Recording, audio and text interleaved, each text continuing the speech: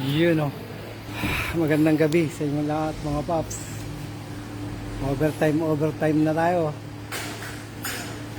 Go ahead. Go. Welcome po sa Maso Garage. Dito po kami sa Maso Garage, Quezon City. Ito po yung sasabi ko sa inyo paps. Dapat kapag nag-remap ay dapat naka engine conditioning muna. So ang ginawa namin dito, heavy PMS, change oil, oil filter, fuel filter, air filter, EGR cleaning, turbo cleaning, yun, ganoon, copy? Nga to, sobrang black smoke. Copy? Kaya kung makita nyo yung kanyang tip, nogsu na nogsu. Go ahead. Okay, Pops?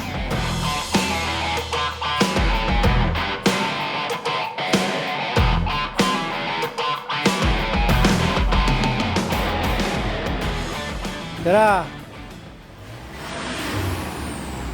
Okay.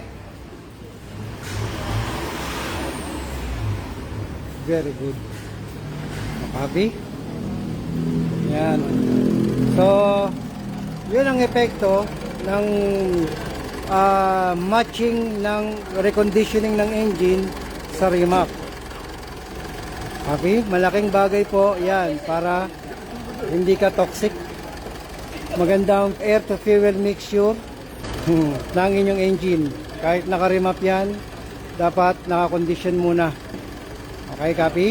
Yun. So, nauna kasi ang remap bago mag-reconditioning.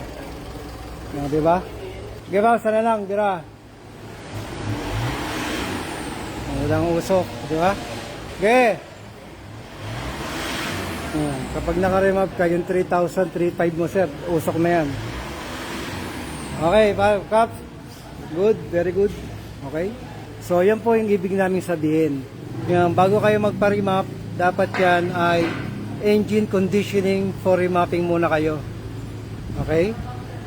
Yan. Hindi solusyon sa low power ang remap agad. Okay? Kaya may mga tuner, remapper, na sasabihin yan ay magpa-PMS ka muna.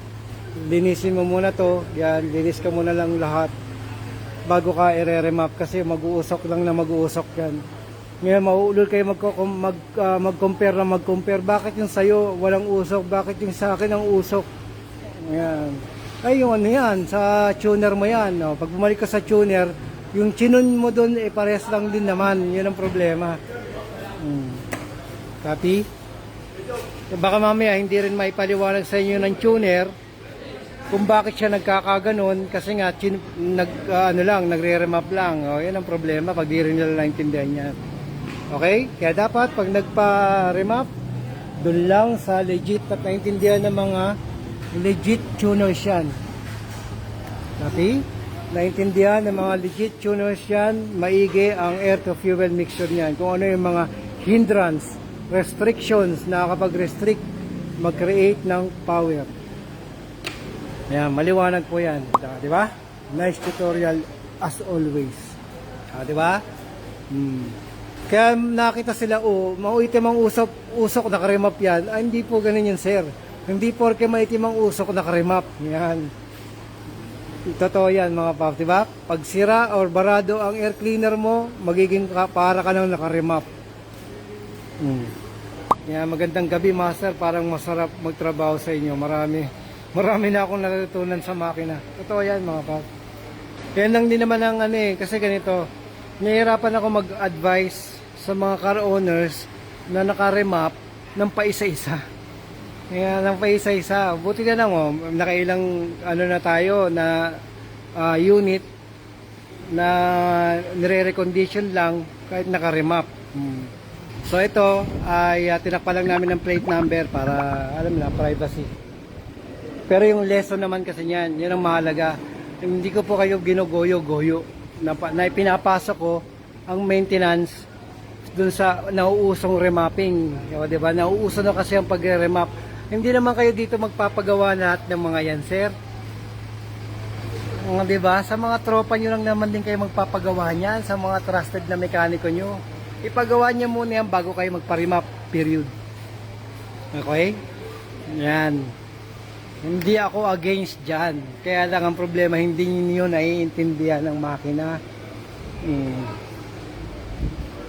Go ahead. Di pag naintindihan natin yung sistema ng engine, di safe naman ang lahat. Kaya minsan, hindi lahat ng nakita yung black smoke ay naka-remap. Minsan dyan ay meron ng problema makina. Di ba? Kita nyo naman to, naka-remap. Hindi na siya tunog barko ngayon. Ngayon may-ari, di ba? Sir, tunog makina na, hindi na tunog barko. Di ba? Tsaka tirin nyo yung tunog ng makina niyan. Di ba? Hindi naman tunog remap. Di ba? Ang ganda ng ikot ng turbo, yun yung pinakita natin kanina. Sir, ito na yung ito na yung resulta yung diniscuss natin kanina. Ito yung ginawa kasi sa'yo, tamang-tama. Diba? Na naka-remap, tapos dapat engine conditioning talaga muna. Yan, diba? Ang ganda na ng tunog, diba? Tahimik na. For info po, ano po ang meaning ng remap? Okay. Ang remapping po, ayan po yung pag-re-retune ng software program sa inyong computer box.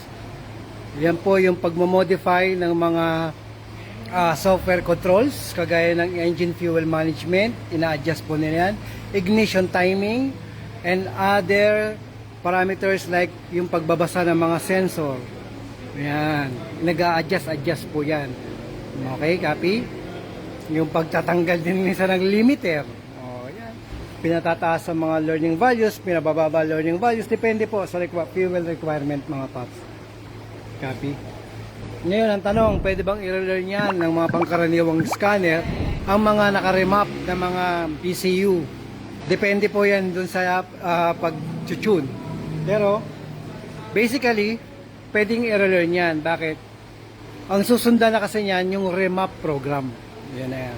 Go ahead. Thank you, Master, sa kaalaman, pagbabahagi. Yan. Di ba? Yan ang gawang Master Garage. Love you, Pop. Yan, yung mga air temperature sensor. Kasama po sa mga dapat linisin yan. Manifold absolute pressure sensor. Yan po ang magkocontrol ng turbo boost nyo. Mass airflow sensor, air cleaner, dapat malinis. So, tapos, ang laban. Ganun lang naman ang papagawa nyo, mga Pops. Paulit-ulit ko sinasabi, hindi naman nyo po dito yan dadalhin. Ang sa amin lang, gusto nyo magpa-remap, dapat nakaganyan muna. Baka ang iniisip nyo para kumita na naman ang Master Garage. Hindi. Ito ang isang magandang example. Naka-remap, dumating black smoke, delayed na. Ang bagal na ng RPM niya. Ngayon, ayan na. Diba? Mga Paps, bago lang kayo sa channel namin, mag-subscribe lang kayo sa Master Garage.